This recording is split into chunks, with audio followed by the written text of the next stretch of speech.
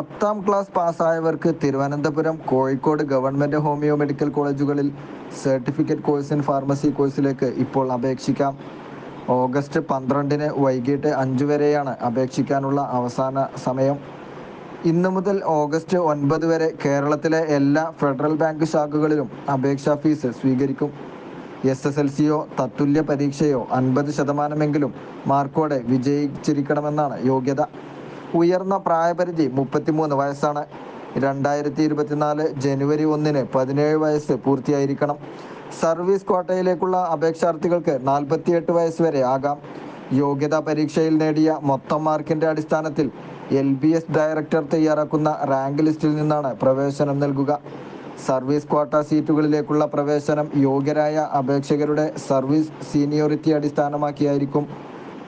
LBSൻ്റെ official website ലിങ്കും contact നമ്പറുകളും ഡിസ്ക്രിപ്ഷനിൽ നൽകിയിട്ടുണ്ട്.